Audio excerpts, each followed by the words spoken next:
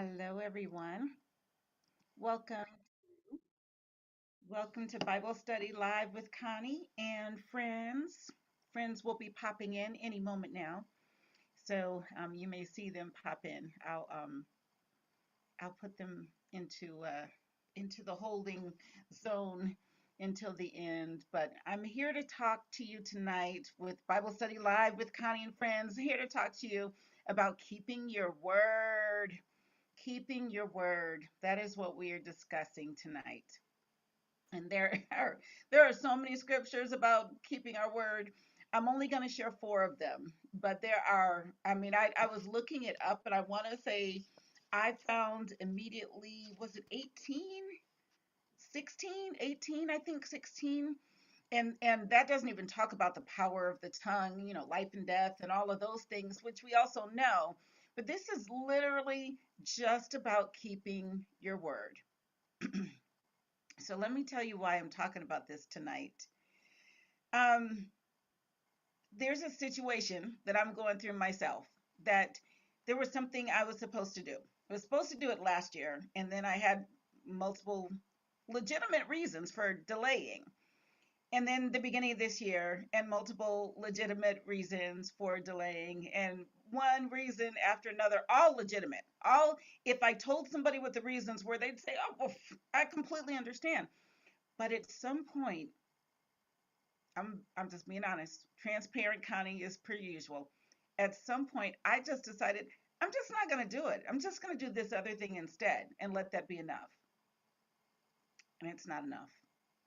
And it came up yesterday in a meeting. It's not even a big deal thing. It's just, it has to do with sending some correspondence. Not a big deal. Nothing that is outside of my wheelhouse. There's no physically taxing situation.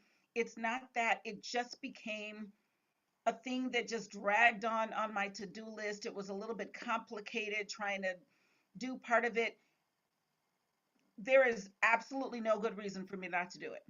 And so I had a conversation yesterday. So I'm going to admit my one of my sisters, and then I'll continue on.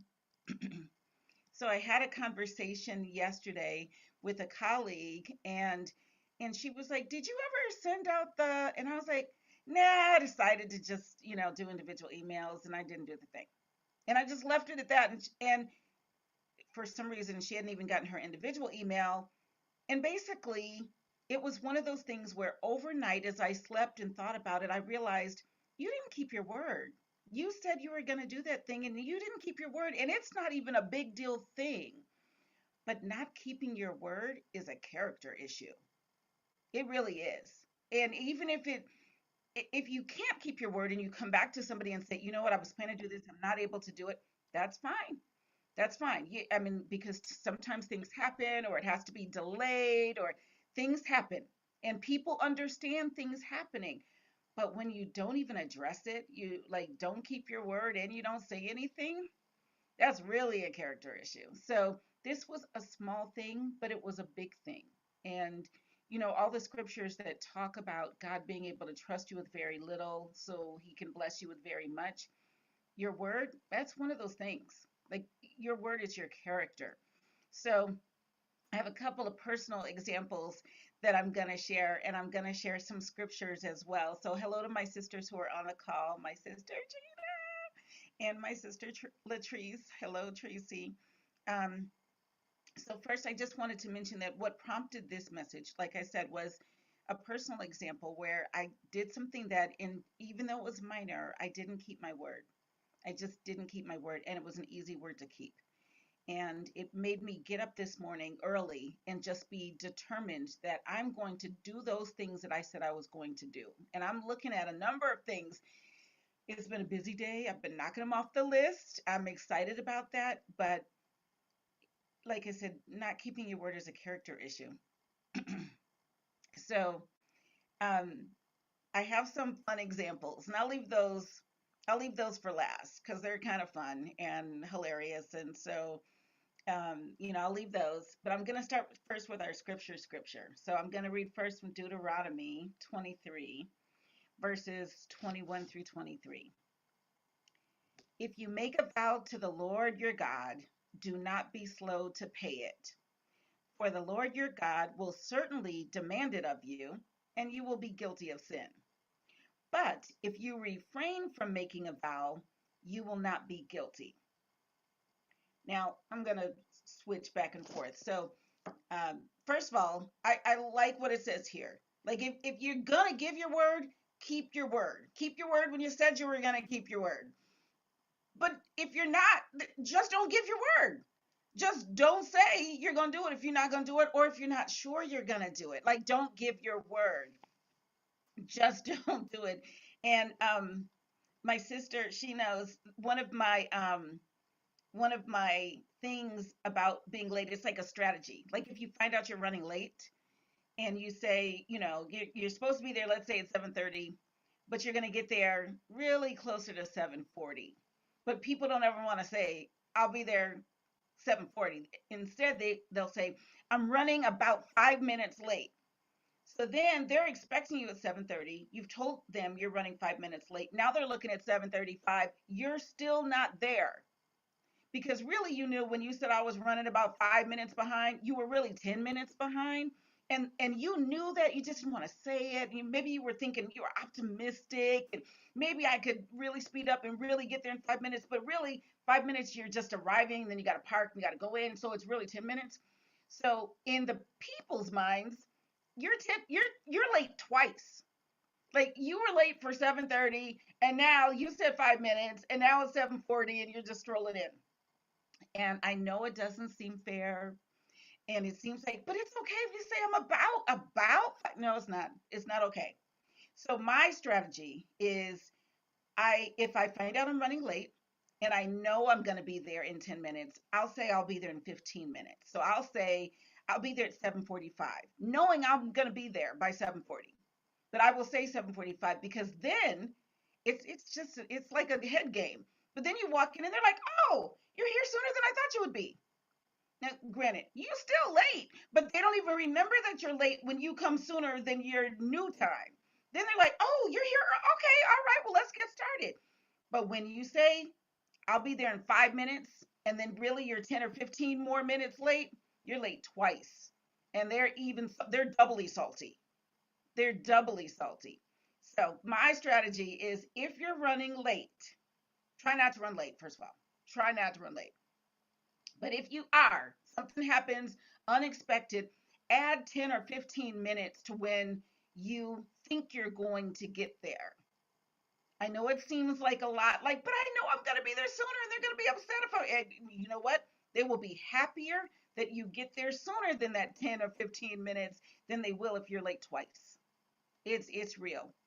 And Gina knows I always say that airlines started using my strategy because now have you noticed whenever you fly, airlines say you're due in at 1:35, and actually they land at 1 o'clock. You're at the gate by 1:15, and hey, we're early, and they knew you were going to get there at 1:15. They knew that, but now they learned we will get more complaints saying we're going to get there at 1:15, and even getting there at 1:17, we'll get complaints that we're late.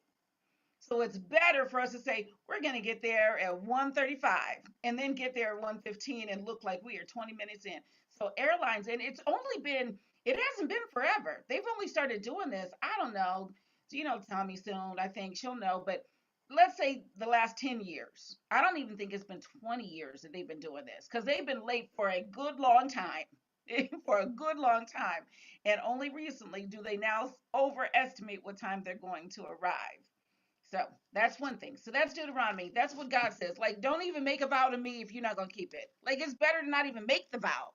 Don't make the vow if you can't keep it. That's the vow of, I'm going to be there by, and then you don't get it. Don't do that. Don't even make the vow. Next scripture we're going to look at is Proverbs. It's just a shorty. It's Proverbs 20:25. And this one, I got a good story in this one too. It says, it is a trap for a man to dedicate something rashly and only later to consider his vows. It is a trap, y'all. Now listen. So my good friend Christina Michelle, who I adore, that's my girl. Christina Michelle says her strategy now, and I know it's Bible study, but I'm going to just be real. I'm just going to say what it is. She says If it's not a hell yes, it's a no. So she doesn't give her word unless it feels like it's going to be a hell yes. Like unless she's like, "Oh, absolutely. That's a yes." Adamantly yes. If it's not that, then it's a no. And I get that. And I get that. So, I'll read in a moment um, something that I wrote 10 years ago, actually. And I just reposted it on social media, but I'll read it in a moment. Let me get through these last scriptures. And one of them is going to lead to that. So, Christina Michelle, I'm just giving you your shout out.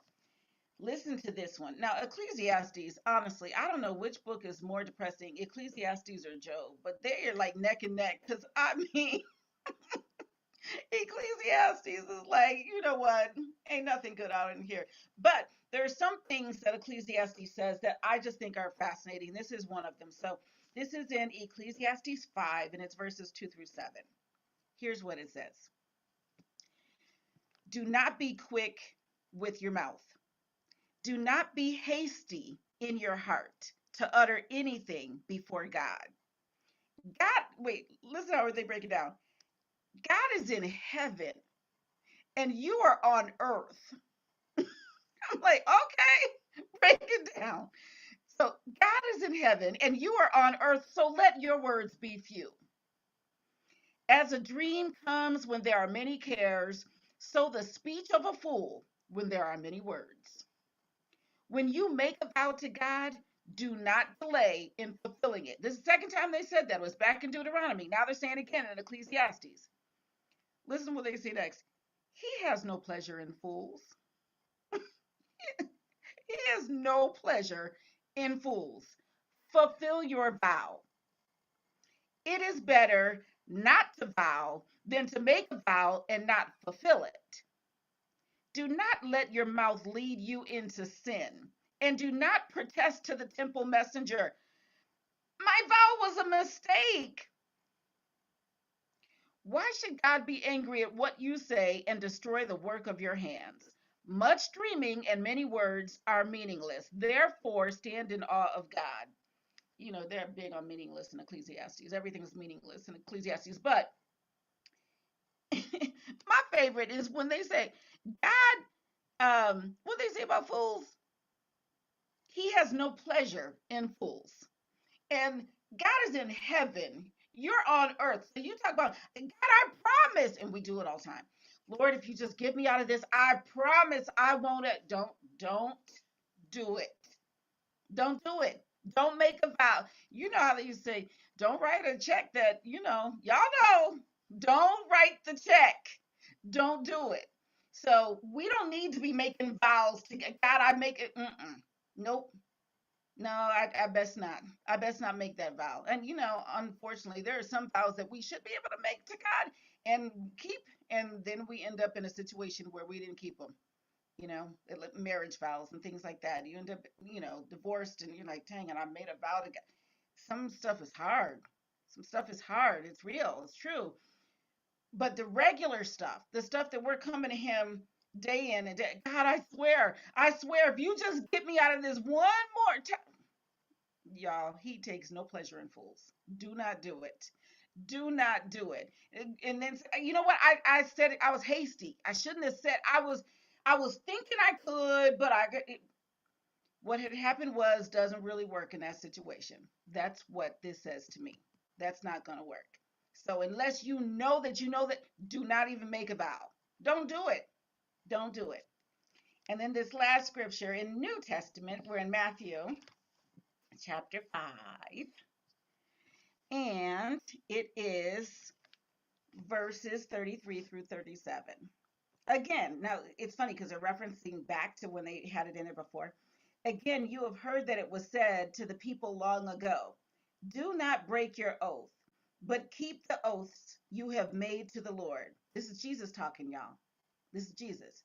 He said, but I tell you, do not swear at all, either by heaven, for it is God's throne, or by earth, for it is his footstool, or by Jerusalem, for it is the city of the great king. And do not swear by your head, for you cannot make even one hair white or black. Simply let your yes be yes and your no, no. Anything beyond this comes from the evil one. You either say yes, you say no. That's it. No, I swear, I promise. Yes or no.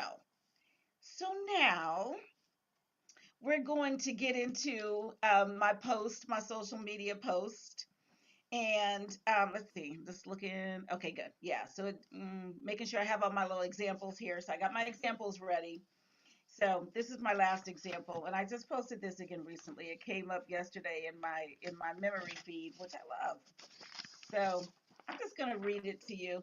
Now, this was at the time I was living in LA, and LA people are just known for not keeping the word because they're always looking for, what's going to be the best thing? What's going to be the hot place to go? What's going to be, what if I get a better offer? They're always looking for what if I get a better offer? And I know it's not just LA people. I was living in LA at the time. So let me just say that. And they are known for this, just so you know. And they know they're known for this. So it was a quick guide to interpreting LA speak.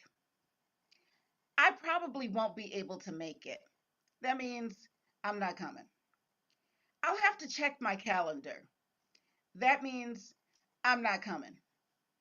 I'll try to come. That means I'm not coming. I hope I get a chance to come. That means I'm not coming. I'm planning to come. That means I'm not coming. I'm coming. That means in LA speak, I may or may not be coming. Who else is going to be there? I had never heard this question asked so many times since I did living in LA. I think it is the height of rudeness. Who else is going to be there? That means if I come, it won't be because of you. But really, I'm not coming. I already have my tickets. That means I'm coming unless something better comes up. A guide to interpreting everyone else around the country, as well as people who live in LA but aren't from LA and don't want to act like they are. I'm sorry, I can't make it. That means I'm not coming. I'm coming means I'm coming. So, and then it said this has been a public service announcement for event planning purposes. Let your yes be yes and your no be no, which, as we know, is in Matthew 37. Now, let me just say this. You can't order food based on maybe.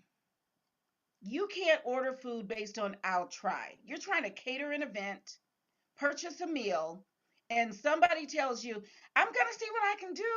I'm planning to come. You can't order based on that. That is, say no or say, I don't have an answer for you right now, but I will get back to you by Tuesday and give you a firm answer. But leaving it out there, and I talked to people who said, I don't like to say no. It feels mean. I like to just say, I'll try. And then if I don't come, they'll know at least I tried. I'm like, ain't nobody thinking you tried. That's what I told them. Nobody thinks you tried. They think you were just too chicken poop to say, I'm not coming. And that doesn't help anybody. You got tickets, you got place settings, you're doing the thing, you're trying to order food, and you got maybes. There's no such thing as maybe. It was a maybe when I asked you. It's either yes or it's no. And I shared with them, listen, if President, former President Obama and Michelle Obama called you and said, I'd like to invite you to dinner next week on Tuesday, would you be like, oh, I'm going to try to make it? Seriously? Seriously? You know when you're going to be somewhere. You know when the answer is, as Christina Michelle would say, hell yes, I will be there. And you know when it's, ooh, I don't really want to go, but I don't want to tell them no, so I'll say, I'll try. Let me get back to you. I'll plan on it, but, we'll see. Don't do that. That is so rude. It is incredibly rude. Just don't do it. Just let your yes be yes and your no be no. Keep your word. If you're going to give your word, keep your word. Otherwise, don't give it. Like it said, don't even give it. Just I don't know. But you're not going to give me. But if somebody asks you something, if they ask you, will you come? Will you do? Either say yes or say no. And since we're going there, let me just say one more thing. Since that came up, again, in the let your yes be yes and your no be no, don't nobody need to hear every step that you need to take to do a yes. That is between you and yourself. So if somebody says, will you give me a ride tomorrow? Yeah, I mean, I have to stop. I have to make sure I end work early enough, and then I got to go get gas, and I have to make sure my car is clean. What? Yes or no? That's it. If you can do it, you say yes. Nobody needs to know all that it's going to cost you, all that it's going to, all the labor you got to go through to do it. Honestly, you can keep that. That doesn't even feel good. There's something, I don't even know that scripture is. I know it's in Proverbs where it says, when a stingy man gives you something, even the little bit they give you makes you want to vomit it back up because of the way they do it, because they're counting the cost. Don't do that. Don't, nobody needs to hear, well, I had to, and then I had to, and you understand that the next thing I had to do, and so there were 15 things I had to do, but I got it to you. I said I would, and I did, but let me tell you what the cost was. You know what? You can keep it. You can keep it. I was in a relationship with somebody who used to do that all the time. Could you stop by the store? Oh, stop by the store. That means I got to turn left on, and then I got to turn right, and then let me make sure I have enough money, or otherwise I got to stop by the ATM. Now I have to, seriously. Never mind. I will go to the store. No, no, no. I mean, I don't mind going. Oh, you so clearly do, because you have just told me 15 reasons, things you got, hoops you got to hop through to do this one little thing. That is okay. I got it from here. And I try to be that same person. I tried not to, if I can do it, I can say yes. If I can't, I say no. But if I say yes, even if I'm thinking, okay, okay, that's, keep it in my head. Because otherwise you make somebody feel awful. You tell them, oh, you can always ask me if you need something. Don't hesitate. If you need something, just ask. And then they do, and then you're like, oh, well, got to move some things around.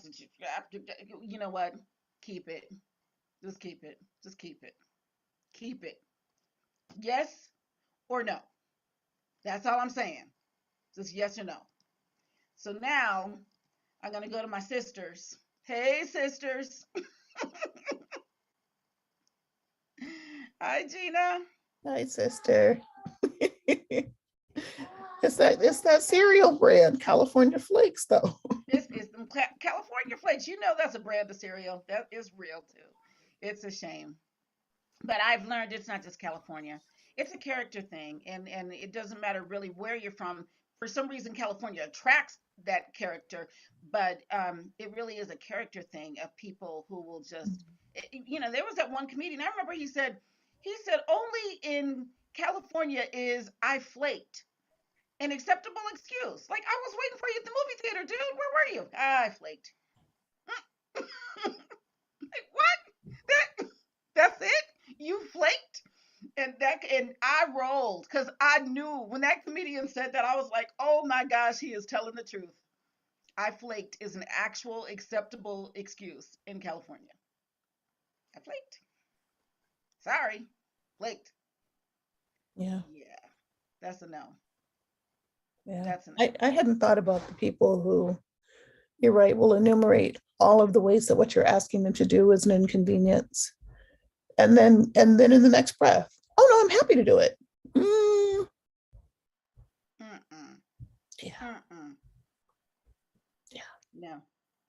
I can't stand that. I dated a guy who was exactly opposite of that. After having dated a guy that was that way, and I just thought this, I guess this is what people do. And then I dated a guy, and I was like, could you, absolutely. And I was like, Right, right. but But what about the way your bank account is set up? right, exactly. It's just like, yeah, I was so triggered that I was ready for it, and it didn't come. The other thing I have to share, I have a good friend, and she didn't realize she was a flake at the time. She's no longer a flake. She learned I'm not going to give my word unless I can keep my word. And it was the most brilliant thing ever. But at the time, I told her, you don't think that people know that you're going to flake? Ask all your friends. And that's the thing is, people don't realize that people know that about them. Like it's a thing that people know. And you think, no, I'm really trying. Ask your friends if they think you're a flake. Ask them if you say you're coming, if they actually think you're coming. And I told her, just try it. Try that exercise. Ask your friends, when I tell you I'm gonna come, what odds do you think there are that I'm actually gonna come? And she found out. Like less than 30. I really don't think you're gonna come. And she realized, I don't want to have that reputation where people know if I give my word, I'm not going to keep it. And she changed. She just started saying, she would say, well, you know what? No, I can't. I'm sorry. I can't make it. There you go. I know. Tracy gave it a heart. I know, girl. You can change. We can change. We have the Yeah, capability to change. that's true. Hi, Gina. Hi, Connie. Hi. I have a girlfriend it reminds me of. I have a really good friend, and I think she has adopted the Christina Michelle uh, saying or whatever you want to call it, but Philosophy. um, Yeah. philosophy, yes. Because I love when I ask her something, she'll say, sure. Either it's immediately sure or it's, I can't do that. It's never and it's not a delay at all. It's always sure or no, I can't do it. So I'll have to tell her about that philosophy that she has incorporated. Obviously, it's a part of her, but yeah, it's a beautiful thing. It really is. You know what you're going to get. It's either going to be, like you said, an enthusiastic sure, or it's she can't do it. There's no guess to it. I love it. So I can I love tell it. you my favorite question is who else is going to be there?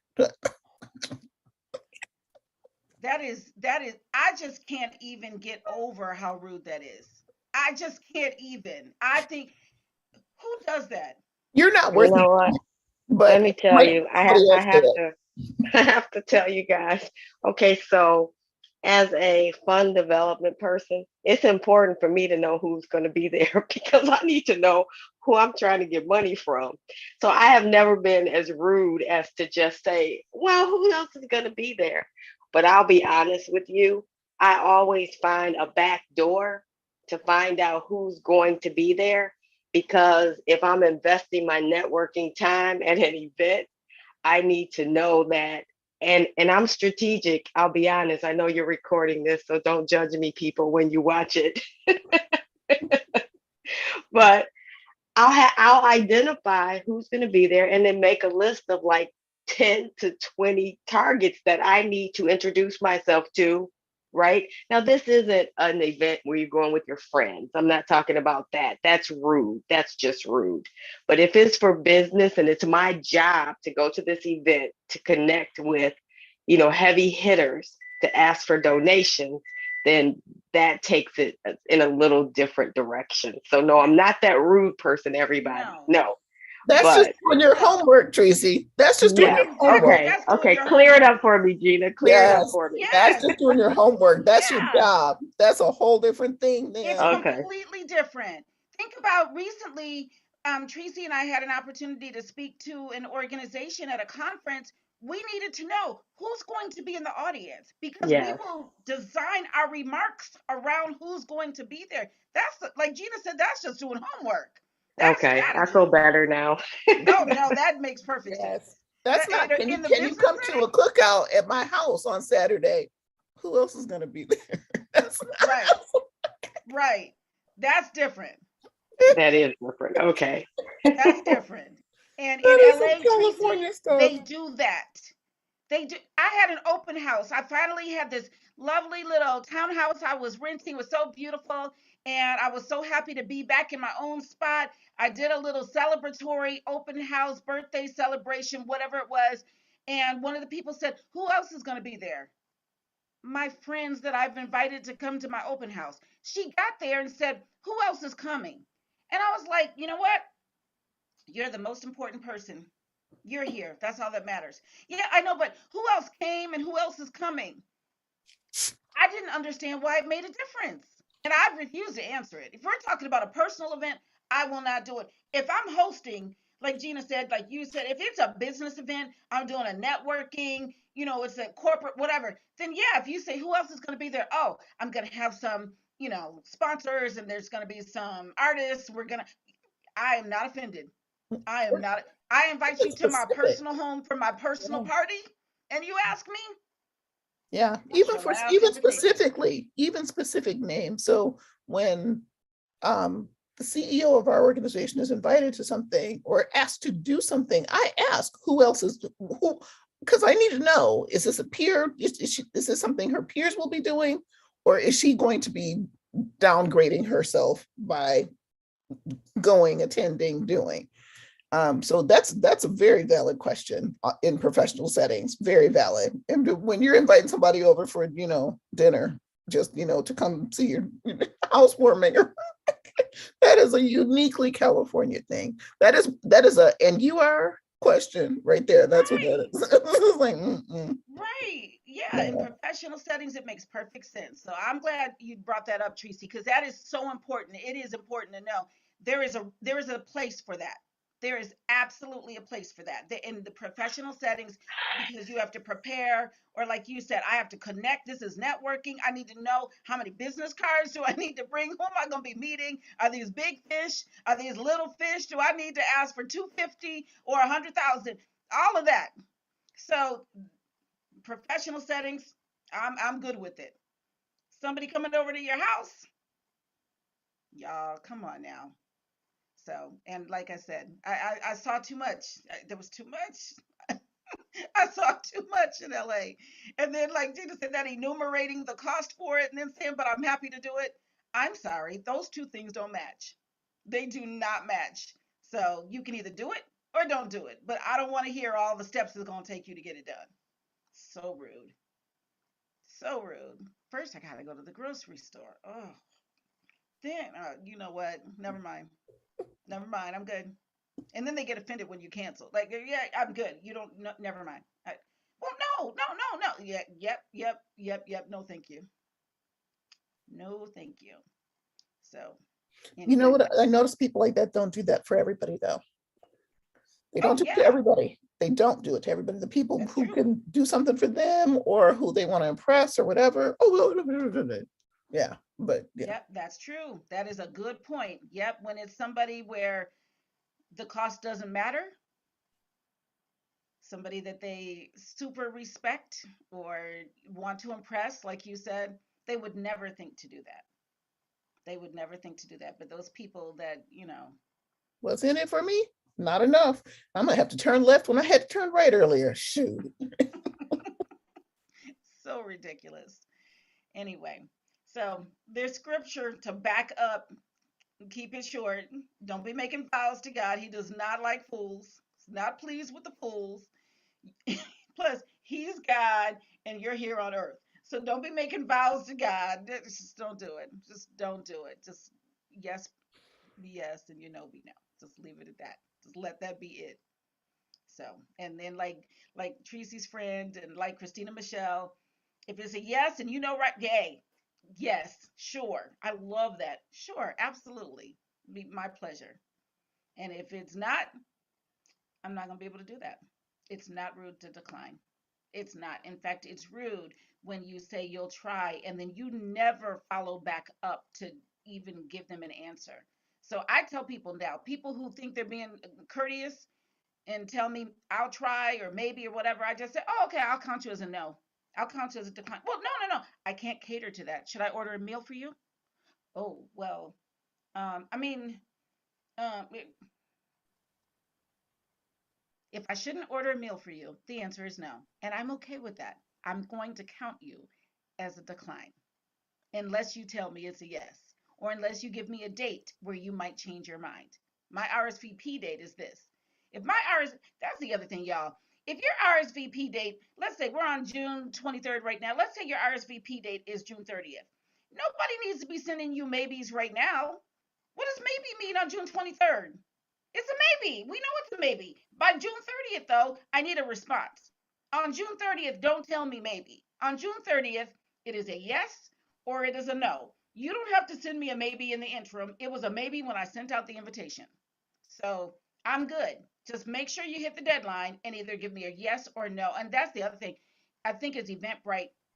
I hate that Eventbrite even offers the option for maybe, because maybe should not be an option. It's either yes or it's no. Don't respond until it's yes or no. Maybe means nothing. All it makes you think is I've responded and you haven't. So maybe it's not a valid option. It's just not a valid option, in my opinion, to an event.